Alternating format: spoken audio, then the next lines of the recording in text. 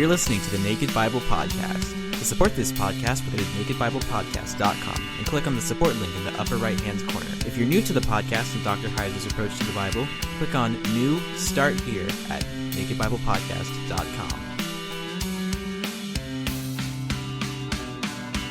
Welcome to the Naked Bible Podcast, episode 379, The Bedrock of Christianity, with Dr. Justin Bass. I'm the layman, Trey Strickland, and he's the scholar, Dr. Michael Heiser. Hey, Mike, what's going on? Well, not a whole lot. I did, I guess I can announce this. I did go in our pool. I did. Ooh. So that's okay. one. That's one. That's one. Well, that's one. Okay. So I took the pugs in, and Norman has learned to swim. He can swim little distances. Between myself and Drina, Maury is having none of it. So, but I was in. Hey, how long did you stay in for? I don't know, half an hour, something like that. Okay, all right. Well, dang, Mike, that's one. That's an early one. It's a start. It is. All right. Well, yeah. It is June. So for those who are, for those who sort of have, I guess, money on this or vested interest, I just thought I'd provide that update. I don't know if that's good or bad. It depends on if you have the under or the over. So I don't know where I had the under. So is what I took. I'm sure we're going to be talking about statistically improbable events with our guest because it's about the resurrection and apologetics. But me going in the pool is not quite at that level, but I think it's still a meaningful category. Statistically improbable, but it has happened now at least once. And speaking of our guests, I know last podcast I mentioned we were going to have Dr. Michael Bird, but we've got a coupon code for Dr. Justin Bass's book, The Bedrock of Christianity. And you can go get that link at the podcast episode page at nakedbiblepodcast.com. Go get the link to the book and the coupon code. And that coupon code is going to be good for 30% off until the end of this month, June of 2021.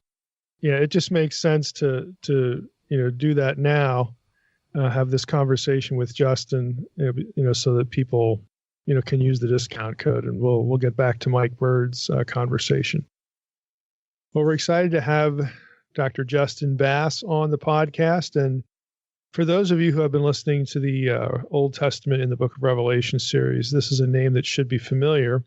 We discussed one of his books in relation to a couple of the passages that mention keys to the abyss and Hades and whatnot. So he shouldn't be entirely new as to where he's coming from. But on today's episode, I wanted to have him on not to talk about that book in particular, but to talk about something else. And the reason for the selection, we're gonna focus on his book, The Bedrock of Christianity, which is an apologetics book, but it takes a slightly different tack or trajectory.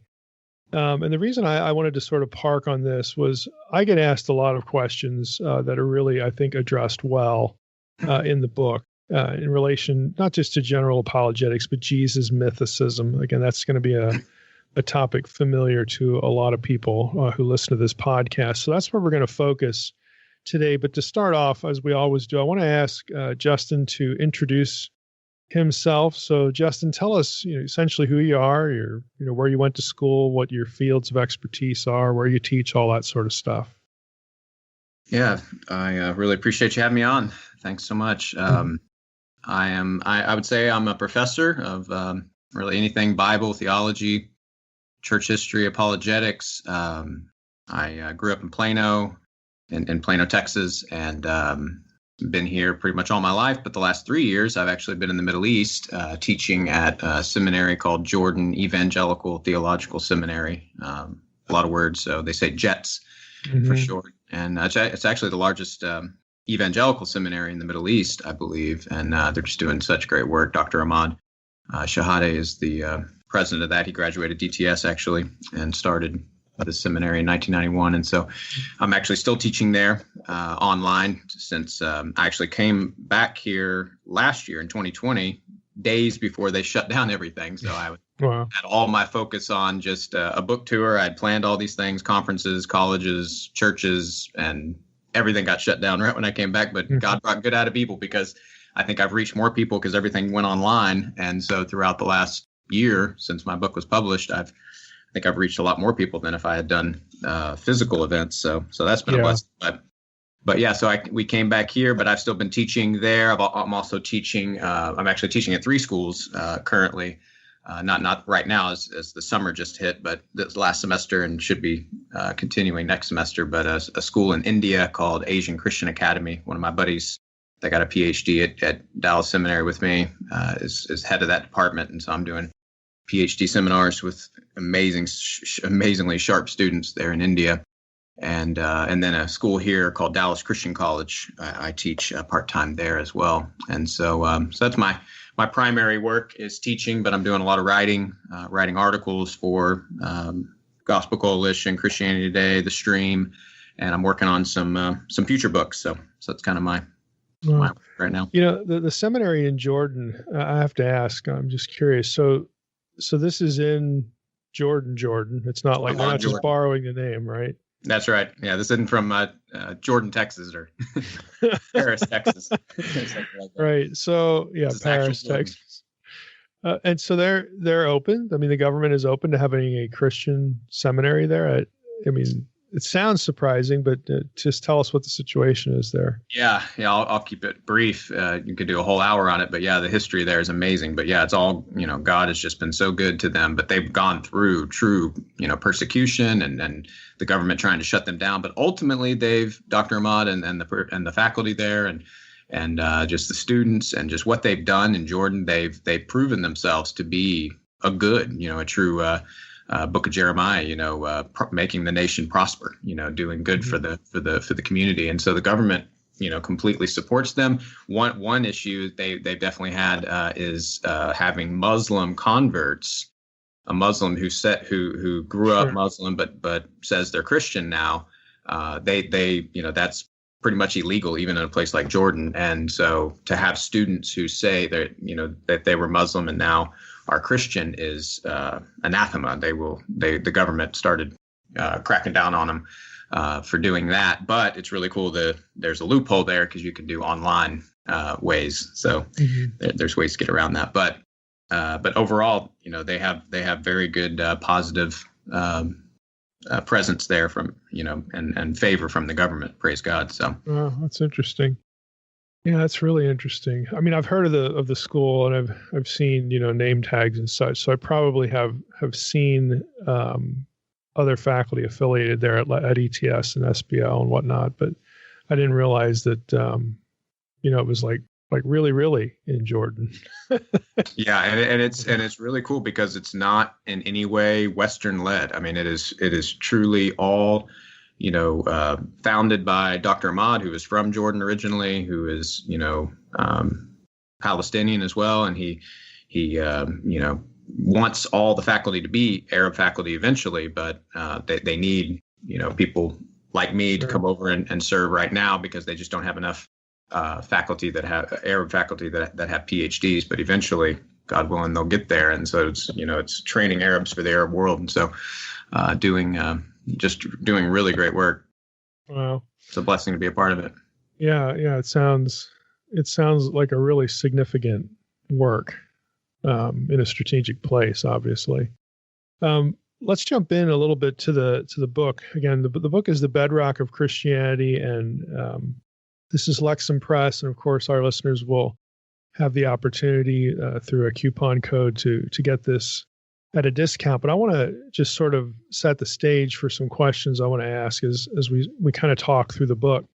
At one place in the book, real early, I think it's probably either a preface or forward, or not the forward, a preface or introduction, you sort of try to explain kind of where you're going with this. And it might sound surprising to listeners, but essentially the claim of the book is that there is a certain small set of facts that no reputable historian or classical scholar, people who are in the relevant disciplines, that there's a small set of facts that they are not going to deny. That's right. And so that's going to sound a little like a bit of an overclaim, but we need to unpack that. But on your way to sort of trying to get the reader to realize that, this notion, not only that Jesus didn't exist, but some of the core ideas as being sort of absurd, because that's kind of the way a lot of Christians feel. You see something on TV, you see something online, or you get into a discussion with somebody, and the impression is created that it's exactly the opposite, that all the real reputable scholars, they don't believe any of this stuff. And so you're going exactly 180 degrees away. And at one point in the book, you write that Jesus existed is virtually undisputed among scholars teaching in the relevant fields of ancient history, classics, and biblical studies. And then you explain how you say virtually all scholars, because the ones that are sort of out there on the periphery, denying this, they're like Holocaust deniers, so and I think that's actually an appropriate analogy, because it's so fringe and there's so few of them. But you have to say, there's a couple of people out there, we maybe can count on one hand, but they're there, they're doing that. And then you go into a Bart Ehrman quote, which I loved, because again, both on my Fringe Pop, channel and occasionally on this podcast, we run into the Jesus mythicist thing and how, and just essentially the poor thinking behind it. But Ehrman says this: once you get out of your conclave, and again, he's speaking to the Jesus mythicist group, and Ehrman, of course, is an atheist. He's speaking to this group on the fringe. Once you get out of your conclave, there's nobody who thinks that Jesus didn't exist. This is not even an issue for scholars of antiquity. There is no scholar of any college or university in the Western world who teaches classics, ancient history, New Testament, early Christianity, any related field, who doubts that Jesus existed. I think atheists have done themselves a disservice by jumping on the bandwagon of mythicism, because frankly, it makes you look foolish to the outside world. Points for Bart. Occasionally we can give him some points, but he's direct and he's right. Great service for the Christian community. For truth and for history. And then you do the same thing with Bultmann. Bultmann is the favorite sort of point of reference that comes up in mythicist discussion. And we have, you say here, even mid-20th century German scholar Rudolf Bultmann, who is famous for his attempt to demythologize almost everything about Jesus in the New Testament, wrote this, and here's the quote: "Of course, the doubt as to whether Jesus really existed is unfounded and not worth refutation. No sane person can doubt that Jesus stands as founder behind the historical movement whose first distinct stage is represented by the Palestinian community," unquote. They're either foolish or they're insane. Right, they're either fools or insane. Ehrman. So, I mean, those are two really good, quotes. And then you explain, okay, here's what we're going to do.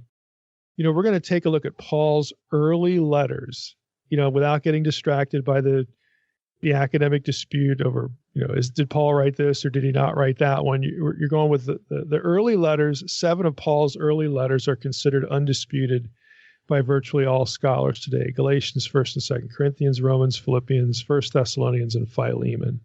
And then you even take a stab at Carrier, which is nice. Even a mythicist such as Richard Carrier does not deny the undisputed letters were written by Paul and dates them to the 50s AD.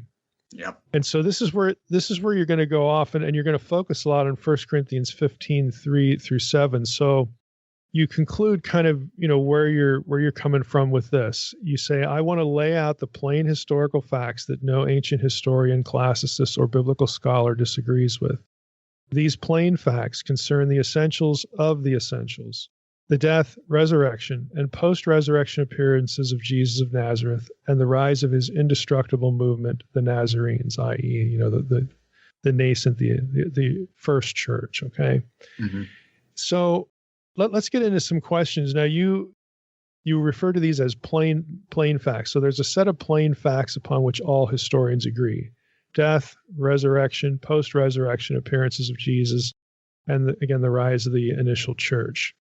Now, I can imagine historians might object to the resurrection part, saying that it's not verifiable. So before we get into whether that's really true or not, how do historians more generally approach subjects like these four things.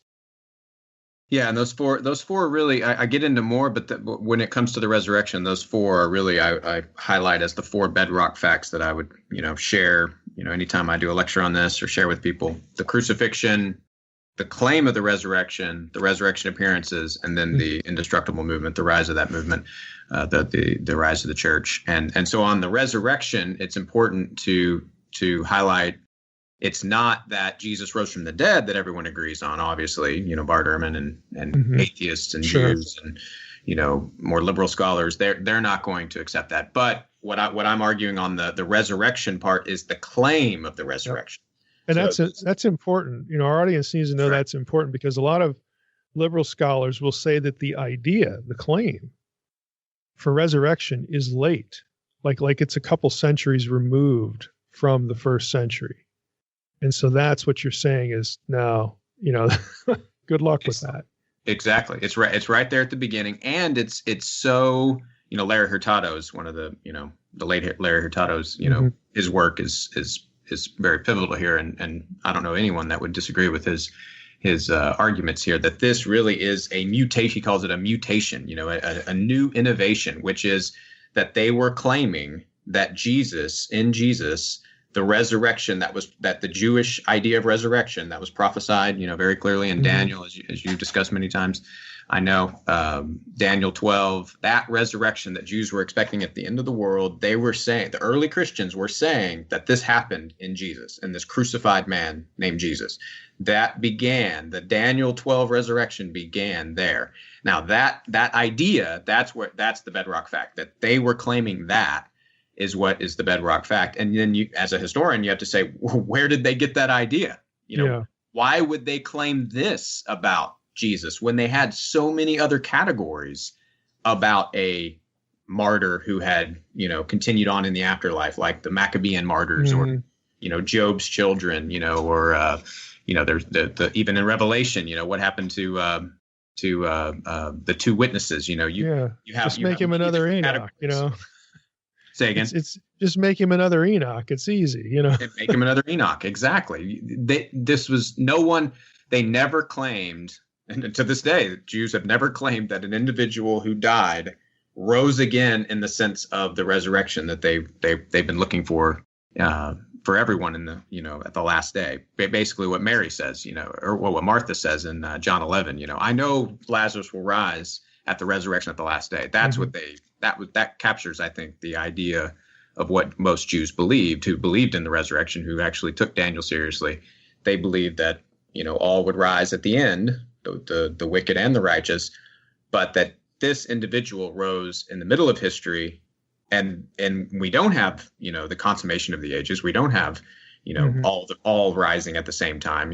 That was absolutely unique. So the question is then, where did they get this idea if Jesus didn't rise from the dead? Yeah, and even if, you brought up John 11, what Jesus' answer, of course, is, I am the resurrection and the life, So even if you get some people who want to take John and say, well, that's John, writing 100 years or more after the early church, and he's under the influence of this, that, and the other thing, it's like you're ultimately going to loop this back to Paul's early letters. That's right. Say, no, you can't make that argument because it's there. It's right there. That's right. And again, just as a kind of a side note, it's fun, and I think your audience would appreciate, of course, this is all adaptable to who you're talking to, right? I mean, we need to apply these methods, I would say, of apologetics and evangelism to who we're talking to. So if we're talking to Muslims or Jehovah's Witnesses or Mormons, of course, John is going to be probably my first place to go for them, right? But if I'm talking to skeptical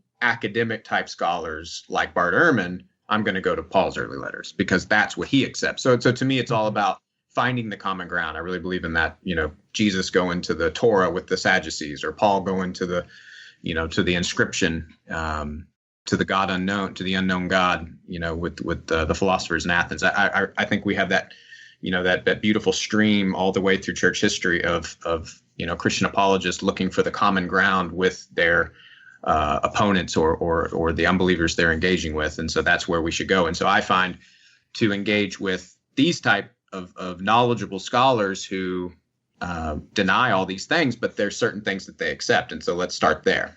Mm-hmm. This also, I don't know if you've interacted with Jim Tabor, but it undermines. I haven't interacted, but I quote him in the book. He affirms these bedrock facts for sure. Yeah, but which is crazy because he believes all kinds of other weird things. Well, I know, and when you get him on the Gospels, he'll want to say things like, okay, Mark's the earliest gospel, and where's the resurrection stuff in Mark?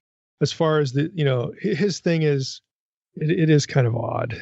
I have a long posted response that's good grief. I don't know how old it is now, but it was with the Talpiot tomb stuff, whenever that was, in vogue. Right. But he wants to affirm the resurrection in the reconstitutional sense. And again, of course, putting it, at the eschaton, and then thereby denying that Jesus rose from the dead at this point. Himself, he denies that, but yet he still wants to sort of be a Christian. It's very odd. But again, yes. Okay, let's go with Mark. How much older, or maybe it's not older at all, is Mark than the early letters of Paul? So it sort of undermines that too. Or even Jesus predicting that he's going to rise from the dead in Mark multiple times. Was he lying? Right. Was he wrong? Right. Well, that was just added later. It's always that was added later. Whatever doesn't fit my theory was added later. Exactly. And that's one of Bart Ehrman's problems is he's kind of a pick and choose. Whatever fits his theory is pure eisegesis. Mm-hmm. Mm-hmm. Yeah. But on your point about the historians, just a quick word on that. Thinking about the different historians and how they approach the history of miracles, I think it really ultimately comes down to the historians' philosophical presuppositions. Because I find, even among what we would consider more liberal historians, someone like, Wolfhart Pannenberg, I mean, they would say, no, we need to be open-minded. We need to be able to, if faith can discover the resurrection, then history and the historical method and historiography should be able to discover what really happened on Easter. And many have followed that path, like, in the past, Raymond Brown, James Dunn, I think Dal Allison would be in that mix. And so solid historians and biblical scholars, even ones who are very liberal on other things, would say, no, we should be able to discover if, the evidence leads there to a miracle, we should be able to discover that. But then on the other side, you'd have people like Bart Ehrman, who I would say it's because of their philosophical presuppositions that no, a historian can never discover a miracle in history because it's the most improbable event. Statistically, mm-hmm. It's the most improbable event. But I just find that ridiculous because even if it happened, it's the most statistically improbable. Right. So I mean, to me, it's just whether you're open-minded or closed-minded. I mean, that's just, to me, we should follow Socrates' great maxim. Follow the evidence where it leads, even if it leads to scary and strange places. Yeah, it's a good point. So, if it did happen, where did the unlikelihood? How did that help? Exactly. Or hurt. Exactly.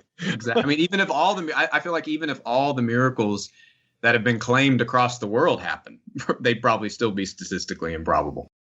Yeah, it's one of those things that sort of sounds impressive or intimidating until you really think about what it means. That's right. Oh gosh. Oh, so I don't know if I want to rabbit trail just a little bit here.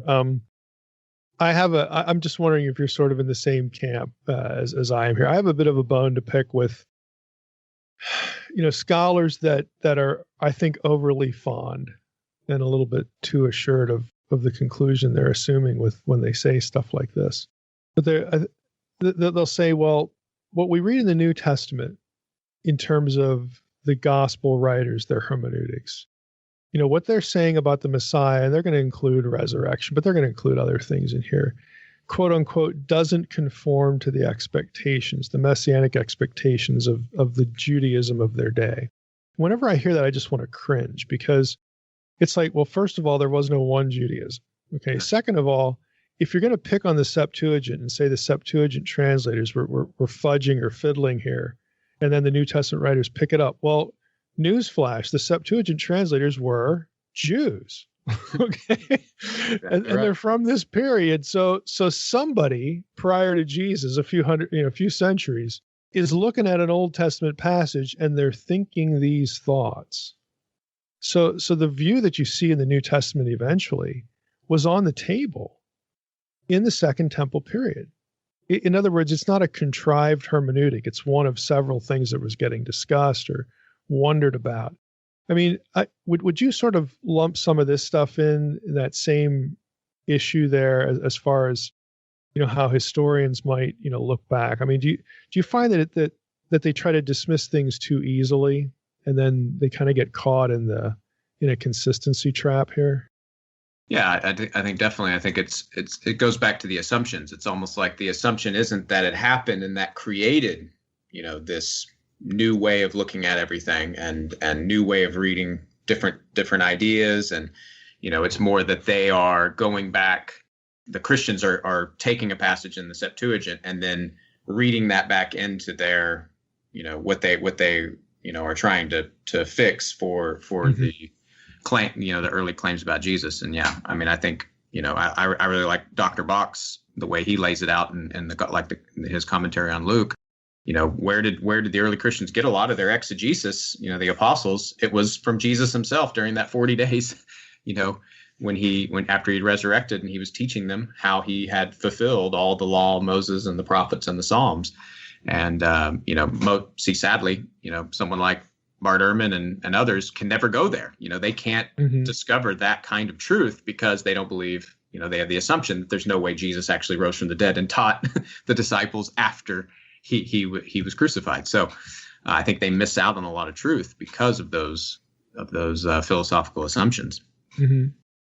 So you label Paul as the bedrock witness to Jesus, and I think the listeners are getting a bit of a drift as to why, but I want you to explain why you refer to Paul that way.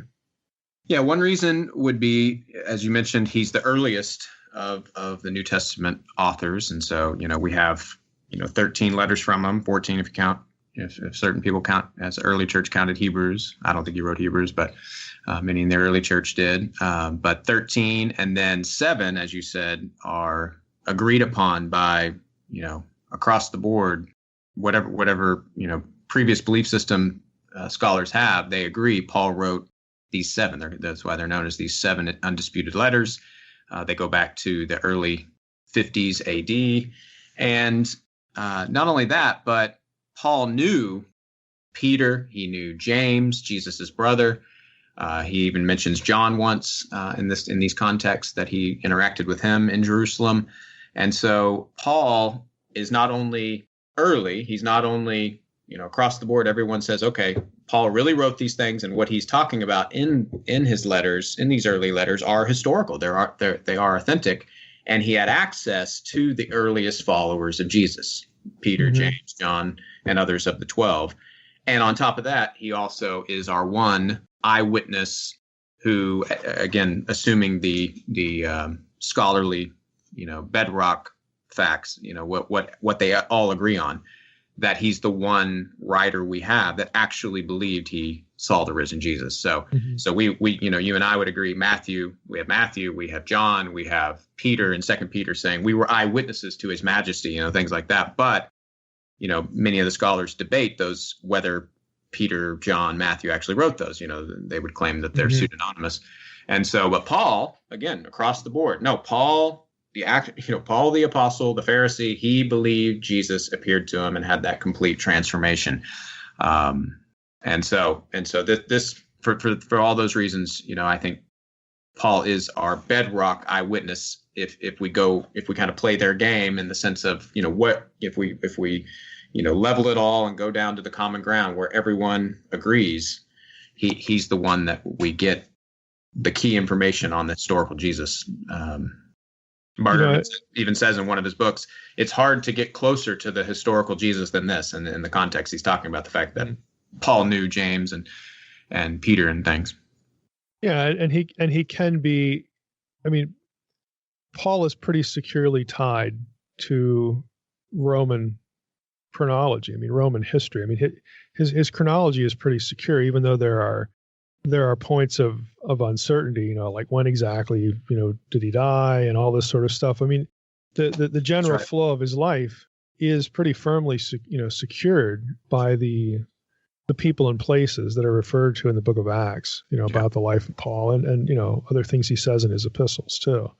That's another one I find inconsistent in a lot of modern scholarship, because many scholars question things in Acts and consider a lot of what's in Acts legend, and yet it's in the book of Acts that we have the key chronological marker for Paul's timeline, which is the inscription that was discovered sometime around the turn of the 20th century, the Gallio inscription that basically puts Paul in Corinth around 50-51 AD.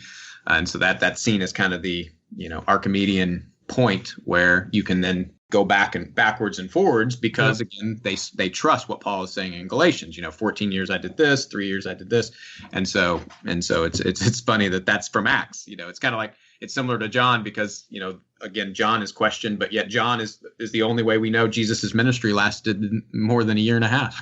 We know it lasted, 3 to 4 years because of John, but yet John is considered the most unhistorical. It's just, it's crazy to me. Yeah, no, it's quite inconsistent.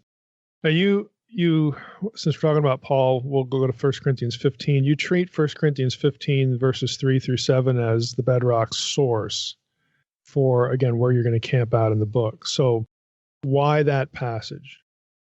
Yeah, so I hone it. So what I wanted to do with this book, as you shared very well at the beginning, I'm honing in on the earliest writings of the New Testament that are agreed upon by all, and that's Paul's 7 letters. But then I hone in even more. I go straight to this early creed that everyone agrees across the board that Paul is quoting this. This is something Paul did not write. He did not originate this. This is something Paul is quoting. He even says, "For what I received, I delivered unto you." And so this is something Paul received and then quoted, put in Greek and into 1 Corinthians 15, 3-7. And scholars call this a creedal tradition, a creedal statement, something like that. But it basically goes back to within 2 to 5 years. I could find, I find a few scholars maybe that say it was, about a decade after, but on average, pretty much everyone would say 2 to 5 years that was composed. And most of them would say in Jerusalem, probably going back to the earliest apostles, people like Peter, people like James, the brother of Jesus, people of the 12. And so this is probably what we have here, where it says Christ died for our sins, was buried, rose again, and he appeared to all these people. This is probably a kind of catechesis, an early catechesis that was originated by, I think, the original apostles to teach new converts and to train new believers in the new churches that were starting to be founded, in surrounding Judea and beyond, and teach them the foundations of their faith, and so I call it, the true Apostles' Creed. We have the Apostles' Creed that many churches quote, every week, and that is probably dated to around 400 AD. But this creed, I think we can date to 32 AD or 33 AD, depending on when you say Jesus was crucified. So yeah, you have a quote in here from Dunn that says, puts it within months. That's right. Yeah, and I agree with that. I mean, it makes sense that they were. We know from Acts, if we trust Acts, which I think we should, I think we have every reason to trust that those, how Christianity started to form as Acts portrays is accurate. And what did they do? They immediately started preaching and telling these stories. And so it only makes sense that they would kind of put these stories down to a creedal memorizable form, which in Greek, you see how it's written in a way that you could easily memorize it.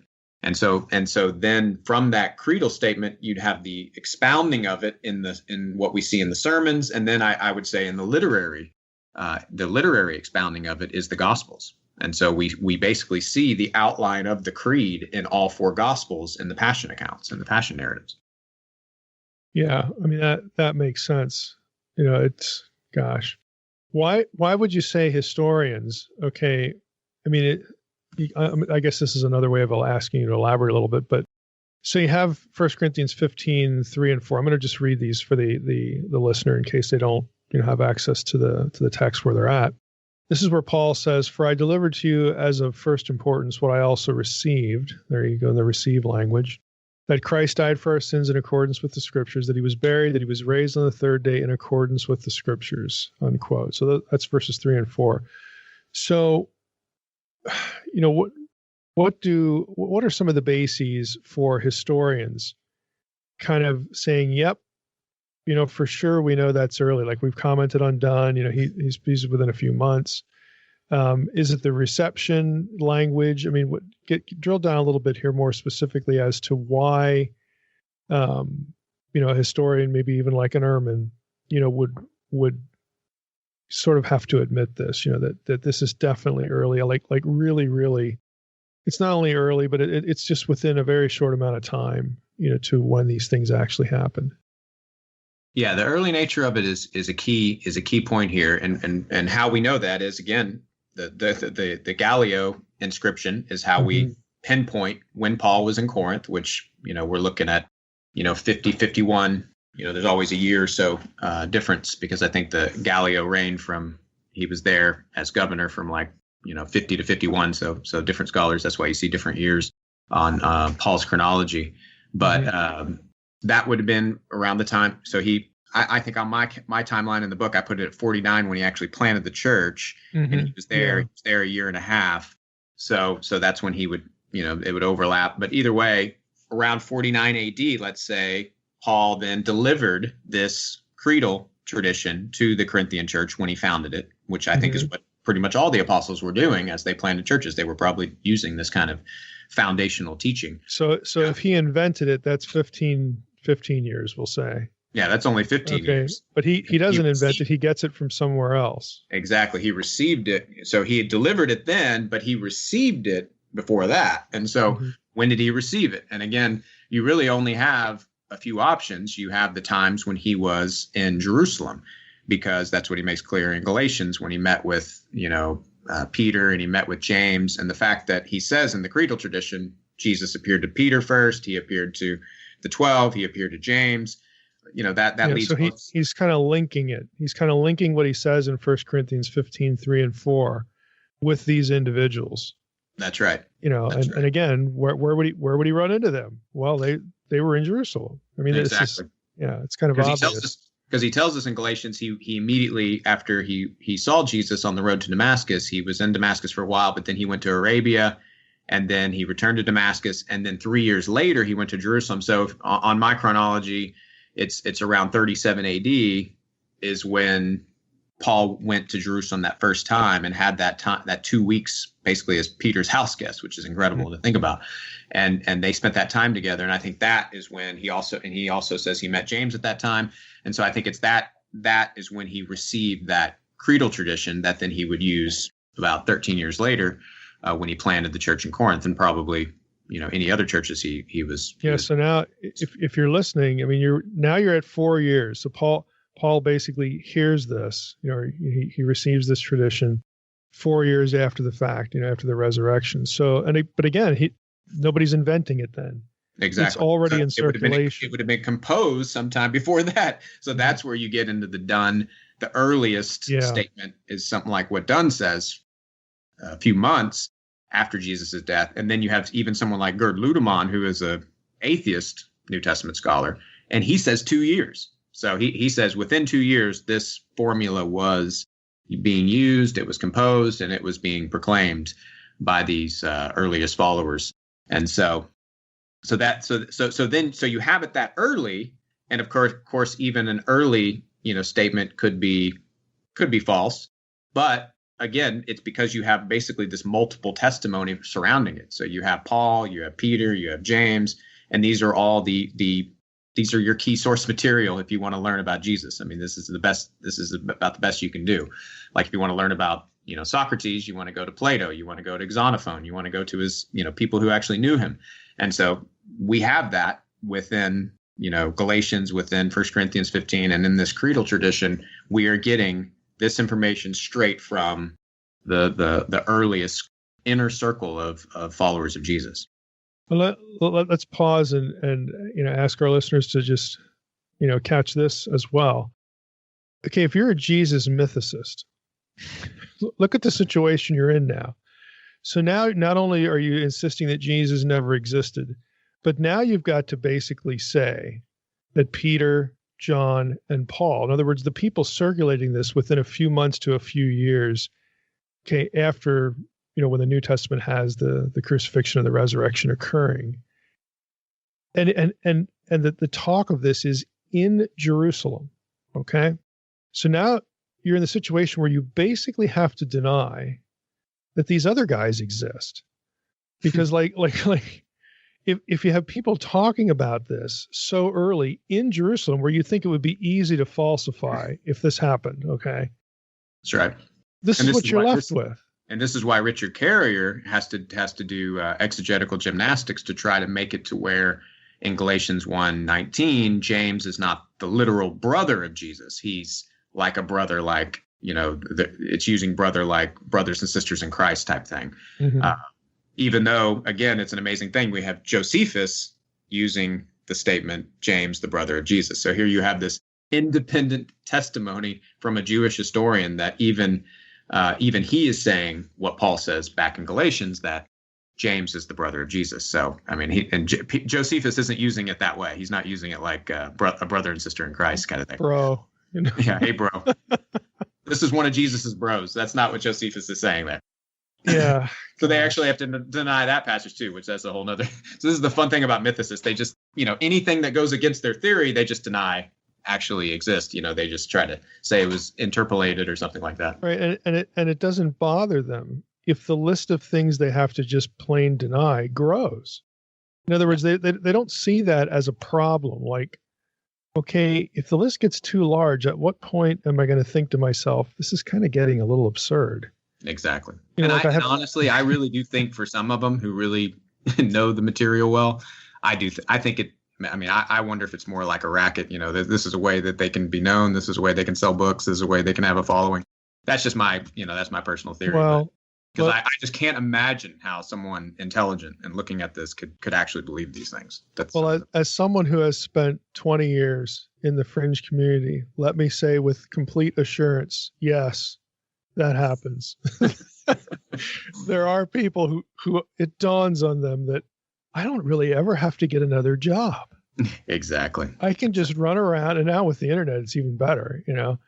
I can actually make a living doing this stuff, and it really doesn't matter. Just proclaiming the fringe claim. It's almost like a cult. Right. It's a cultist. It's a version of the David punching Press. In 9 to 5. Yeah. I've known a few of those people, so they do exist. It's not an exaggeration. Good. I'm on the right track here.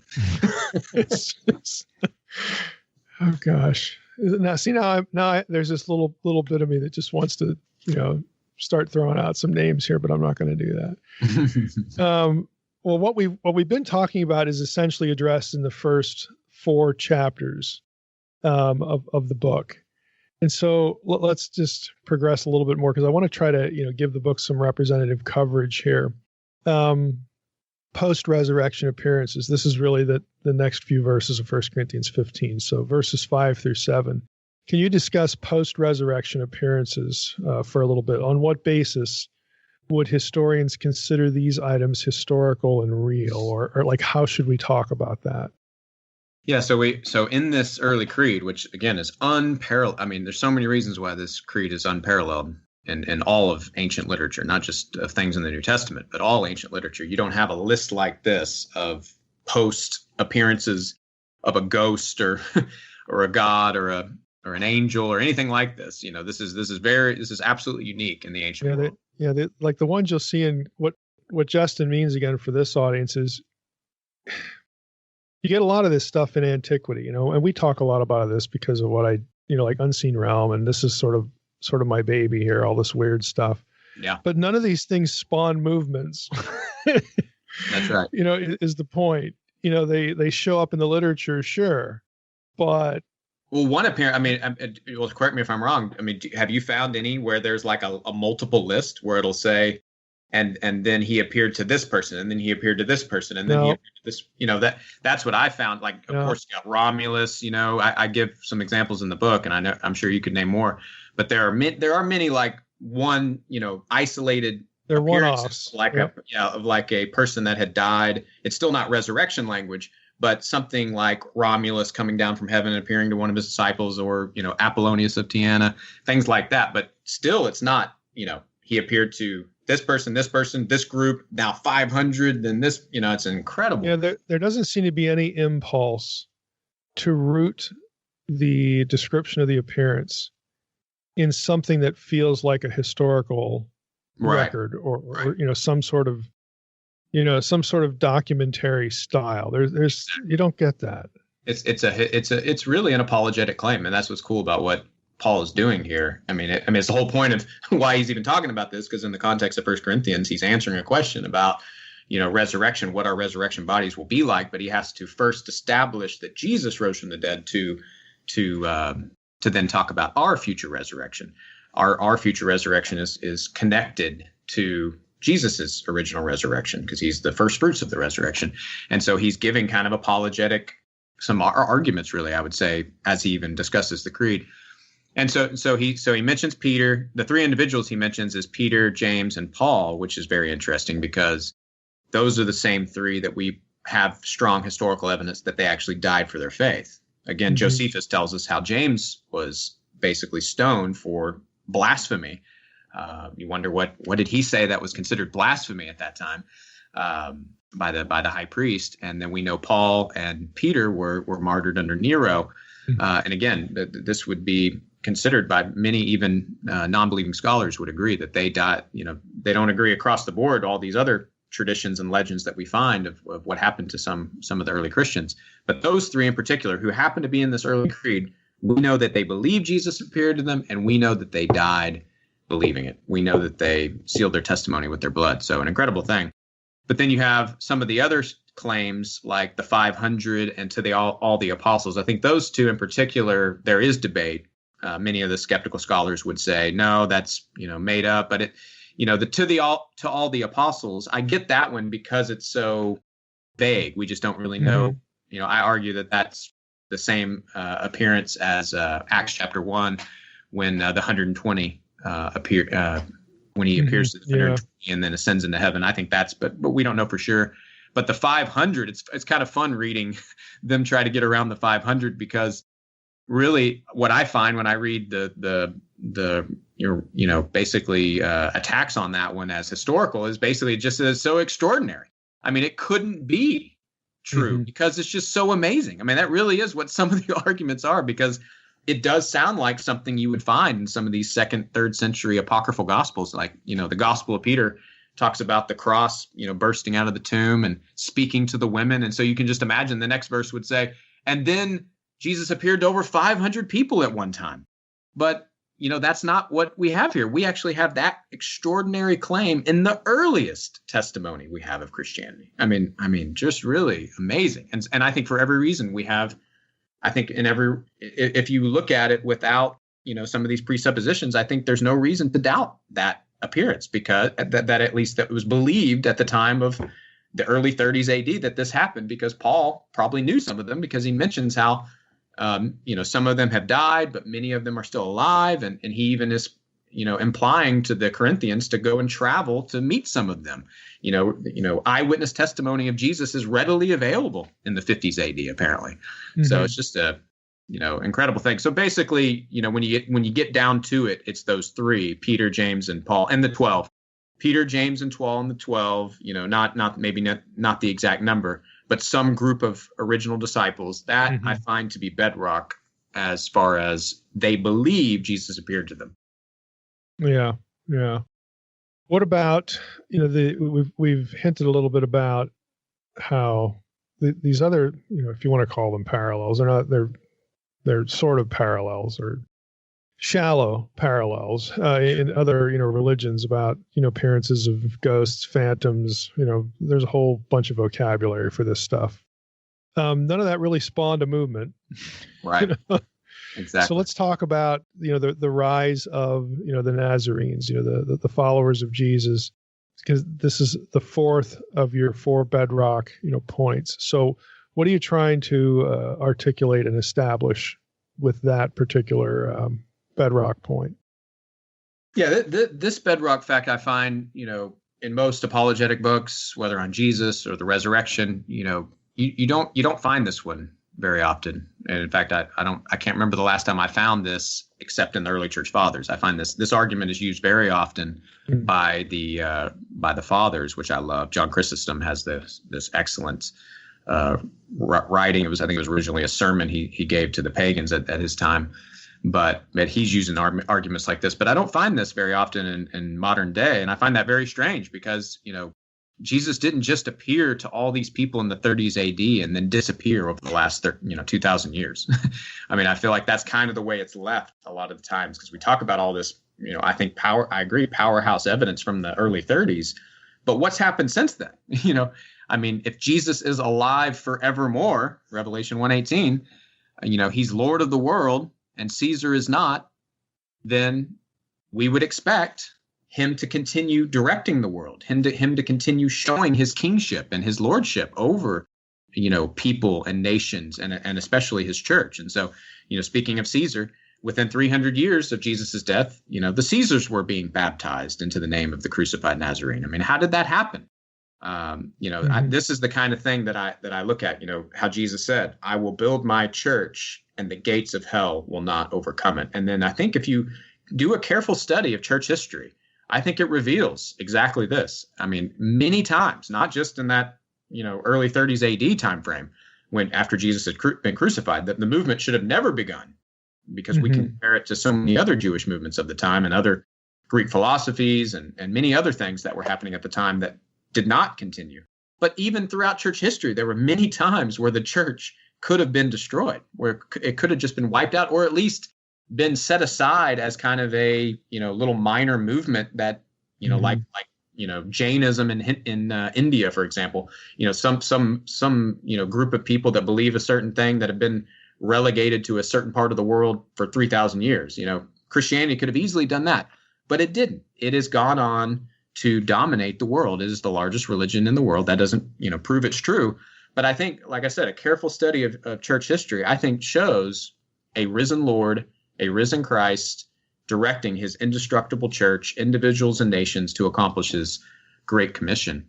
And, since I've been in the Middle East, one of the arguments I like to share that, you don't hear often as well is, and I've used it with, I like to use it with Muslims, is, how dreams and visions have been one of the number one ways that many Muslims and even other people of other faiths have become Christians. And this has happened. This has been documented across North Africa and the Middle East and Southeast Asia. I'm glad you brought that up, because I'm trying to remember I read a book, about that specifically. And the author's name escapes me now, but I'm glad you brought this up. So what about Jesus' appearances, in Muslim countries? So go ahead and if you have any good sort of personal anecdotes as you're trying to get Muslims into this conversation, by all means, let's hear that. Yeah, I met some myself personally. I've met Muslims who have become Christians, and their story originally is, basically they had some sort of vision or dream of, and it's very consistent. If you look at these stories that have happened across the world independently from each other, they're very similar. Usually Jesus is dressed in white. He's a lot of times, he's shining in a bright way. And usually what he says is something like the one I talked to, actually, it was a really cool thing, because I was, I'm skeptical of a lot of these modern miracles and things. I'm not one to believe most modern things, even from Christian stories. So, I was actually kind of asking him these questions, kind of with a skeptical attitude. And one of the things that convinced me that he was telling the truth was that he had never read a Bible to that point, which I know from talking to Muslims, that's true. Most people growing up in the Muslim world are not going to be reading the Bible. And it's like Jehovah's Witnesses and Mormons, Mormons do, but they, they're kept off of Christian literature. But when Jesus appeared to him, he was basically quoting the Gospel of John. He was basically saying things like, I am the way and the truth and the life. And he was saying things that were from John, but he had no idea that it was scripture. He was just saying, this is what he was saying to me. And so that was one of the things that ring to me that, that this really happened. He really had this experience. But other ones are usually, Jesus will direct them to a Christian they know, or to a church they know, things like that. But yeah, there's some great, one of my, a guy named Tom Doyle wrote a book called Dreams and Visions. That's the one. Yeah. And he makes a good point that it's not like a Muslim goes to bed and wakes up and now they're converted. That's right. Or like now somehow now they're saved or something. But it's always something like this, they either get the gospel in the dream or the Lord says, go to this place at this time and lo and behold, there's a believer there, Exactly. Exactly. A lot of times it's it's a over and over, process. that kind of thing. And a lot of times they reject it for a while. It's amazing. It's such a stronghold. They will reject it for even visions. I mean, some of the people that we experienced, that we heard their testimony, they were rejecting it for a while, and then finally kind of submitting to it. I mean, even Jesus would appear to them multiple times. Nabil Qureshi is another one that this happened in America with him. He died sadly of cancer recently, a few years ago. But his book "Seeking All of Finding Jesus" is excellent. He tells his story of how Jesus appeared to him multiple times. But I just I look at that phenomena and I say I look at it like sociologically. I mean, why don't Christians ever have dreams of Krishna or Buddha? I mean, why don't Muslims have dreams of Krishna or Buddha or Joseph Smith? Mormons are in Middle Eastern. There was actually a Mormon presence in Amman, Jordan, and so it's fascinating that I've never heard of an example of where a Muslim has a dream of anything that has to do with Mormonism and wakes up and says, "Oh, Mormonism's true." That hasn't happened. Why is that? But we find Muslims and Hindus and other people throughout church history. Really, this isn't just of the last. I think there could be something specifically happening in the Muslim world of more recent. But if you study church history, Jesus has these aren't resurrection appearances, but dreams and visions have been happening all throughout church history. And so this all gives evidence to me of a living Savior, of a risen Christ. I mean, if Jesus rose from the dead in the early 30s AD, we would expect him to still be changing people's lives all over the world up to 2021 and beyond. And I think that's exactly what we do find. I was struck with two things, with Doyle's book. One was that a lot of the context, and these are Muslim countries, so it's easy to see the fit here. But this is it's like a first century context. I mean, there is no Bible. There's no like written revelation, for all this stuff. So the odds of somebody in the first century, hearing the gospel, other than by means of someone, talking to them. That's right. That's just not going to happen. You can't read it anymore. There is no word of God that should be circulating, and people can just hand it to somebody. And again, that context in a Muslim country is very obvious. Where it's a serious offense, to have a Bible and read it.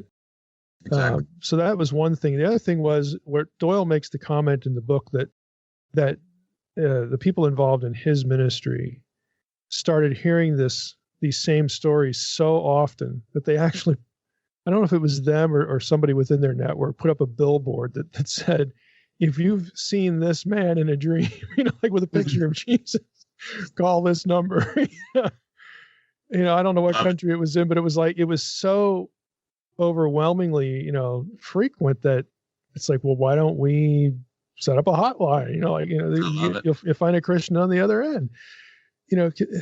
I mean, that alone tells you. Because I think a lot of people are, I think a lot of them are probably ignoring it, suppressing it. I think that's probably happening until they finally, give way. It's like there's a great letter C.S. Lewis wrote to, if you read that book by A Severe Mercy, Severe Mercy or something by Sheldon Vonnegut. He's the guy that came to Christ through C.S. Lewis, but we have his letters with him when he was an unbeliever. And one of the letters, C.S. Lewis says, "The Holy Spirit is after you, and I doubt you'll get away." I love that. And he was right.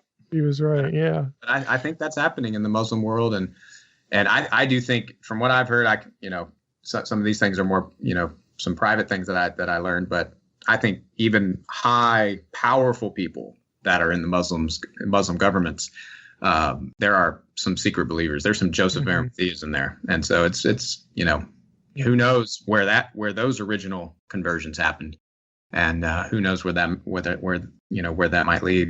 Yeah. So, lastly, here I want to ask.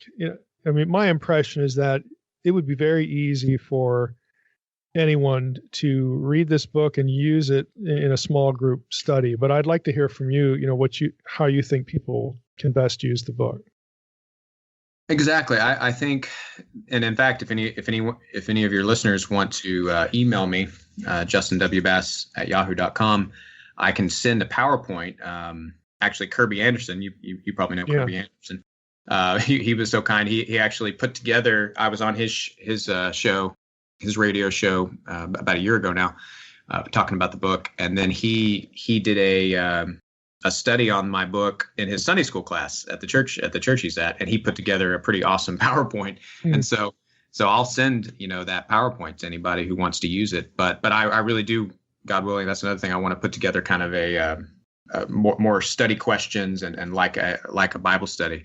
But yeah, and I have a few friends that are doing it that way right now, in apologetics groups, reading the book and just discussing it week by week. That would be ideal, because I would say it was twofold why I wrote it. The number one reason, which is going to be the most dominant, because I think vast majority of people who read my book are going to be Christians, especially more thoughtful Christians who want to engage the culture and do evangelism and apologetics. Mm-hmm. And so to equip them on these basic facts, and so they can just go straight to the powerhouse arguments for the resurrection and what I think is obviously the foundation of our faith. And then the other side was to engage with, skeptical unbelievers that are at least open-minded. And so, God willing, I'm hoping to have more discussions and engage with them again and debate, post-COVID world. But I've even have some opportunities that could happen, like as a podcast discussion debate coming soon. So yeah, but that would be the main way I would encourage believers, is to go chapter by chapter and just and go through the scriptures that I talk about in the section and just make it a Bible study with those scriptures. Yeah, I would tell our listeners, I would highly encourage them to get this, because, there's some of the reasons are obvious. It is something you can use in a small group, after you read it. The sources are good. And I think the sources are actually really important here, because you're going to find source material from the names that you will often see referenced on TV shows and the internet, this or that skeptical website. The Facebook trolls, all this stuff that they're going to be throwing out, Bart Ehrman and Bultmann and all this. It's very useful, again, for getting, into some of this material, just as a sourcing basis, and seeing how some of these names that people are going to use against your faith actually say, well, now, wait a minute, that Paul is early, and look at what Paul says. And there's no denying that the Christians believe this. And I mean, that's useful. Again, not, I don't believe in apologetic tit for tat. What my take on apologetics is that it ought to enable you to have a better conversation. In other words, not a shooting match, but a better conversation to help the person you're talking with, whether they do it in front of you or they do it when you're separate, when they can, sort of occupy the space in their own head, that they'll begin to reassess what it is they're thinking and how they're thinking. Again, if you can get them to challenge themselves internally and just, have that conversation. And, I think that can be very effective, So yeah, it might help you with an internet troll. That's true. But I think in the long run, rather than doing the whack-a-mole with the internet troll, guy, usually a waste of time. Right. You can just get sucked into that vortex. It's far better to be able to have just a better conversation, a good conversation with someone who you can tell, if you talk to them, really, really would like to have a discussion, as opposed to a shooting match. And that's where this kind of stuff is more effective. So I would encourage, readers, listeners, to get the book and make use of it. So I'm thrilled that you were able to do this. In the future, we can have you back on and talk about some of the other things you're doing. You have kind of a niche ministry. And of course, the people on this podcast are fans of your Keys book. I appreciate it. I listened to the podcast on the Revelation 3. That was great. I really enjoyed. Yeah, it's good stuff. Really enjoyed it.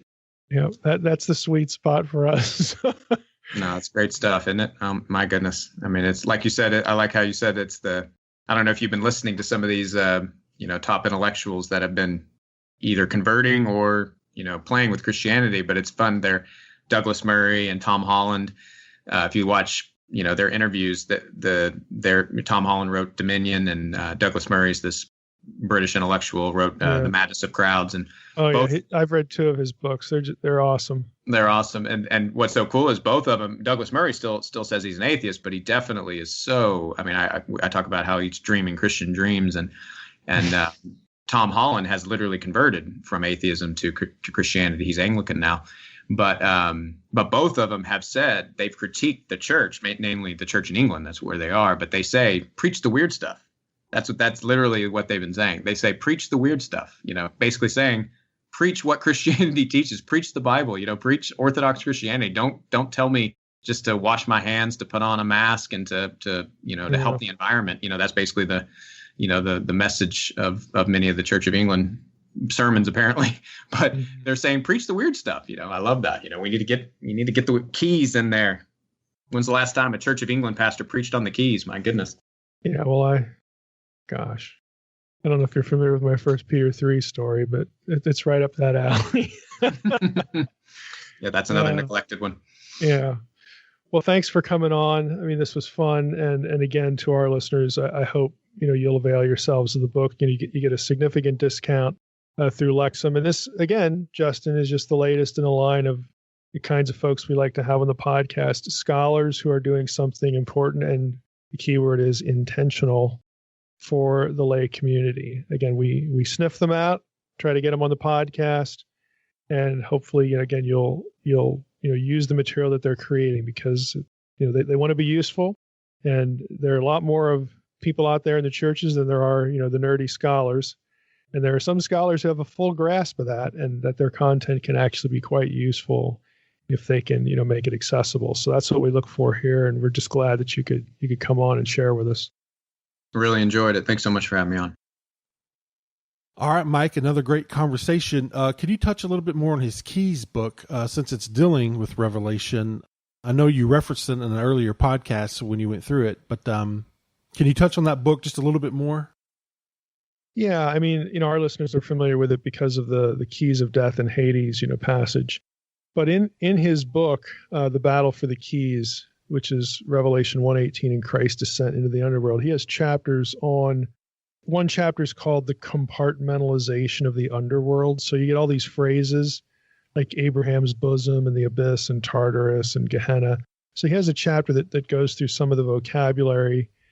He has a full chapter on the descent, into the underworld.